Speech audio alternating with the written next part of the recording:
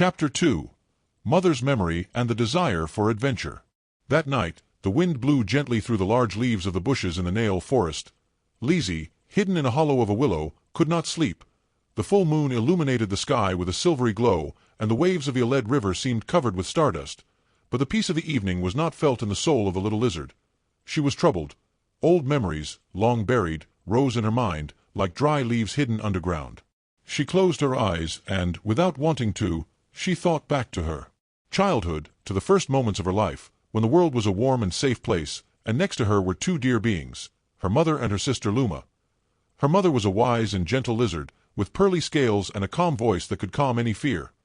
She remembered how, in the evenings, their mother told them stories about distant lands, about hills of fire and blue forests, about places where the sky was close and where rainbows stayed in the sky for days.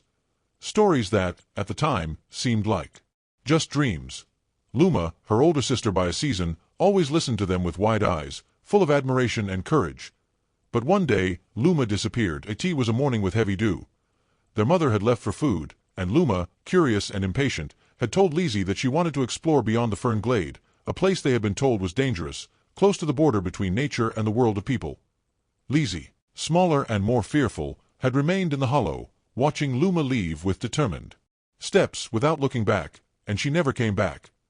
After that, their mother changed. She never said stories, she no longer smiled. She became silent, thoughtful, and finally, in a cold autumn, she passed away, without telling her pain.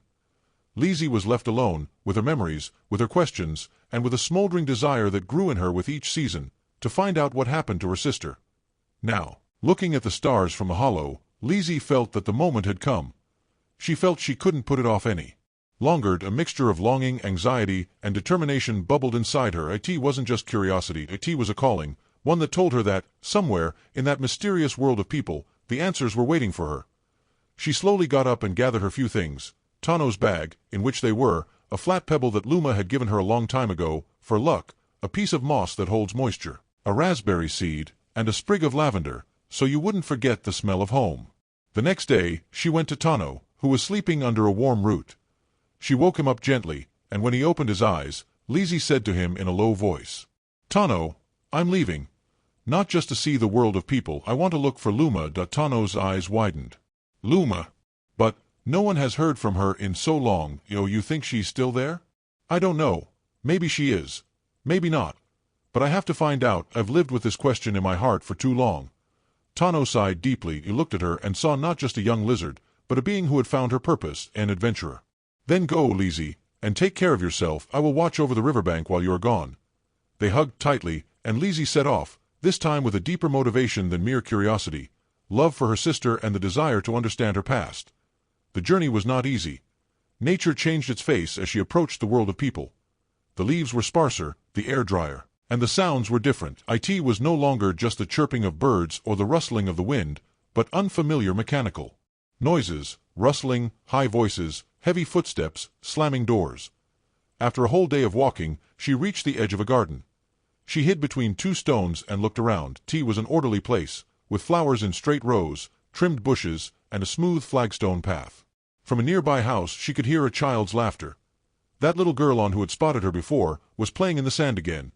Lizi observed her carefully. In a strange way, she reminded her of Luma. Maybe because she laughed the same way, maybe because she had a light in her eyes that resembled her sister's. In an impulsive gesture, Lizi slowly came out of hiding and approached. Ana saw her and, to her surprise, she didn't scream or run. She knelt in front of her and smiled. "You're back," said the little girl. You know that I dreamed of you? In my dream, you were flying among the stars and leaving traces of light." Lizi understood that she was safe. She climbed onto a rock and looked into the girl's eyes. That moment, a silent trust was born between the two. Ana went into the house and returned with a piece of paper. She had drawn a childish map. On it appeared the house, the river, a large tree, and something that looked like a forest with the sign, "Dangerous," written in clumsy letters. "Here is the area where my grandfather says that injured animals were once found," Ana continued. "Maybe it's far away, but who knows? Maybe it can help you. You want to go there?" Lizi looked at the drawing. Maybe it was just a child's play, or maybe it was just a sign. Her heart filled with hope. She took a step, then another, looking in the direction indicated by the map. Ana followed her, silent. Then she said slowly, almost in a whisper.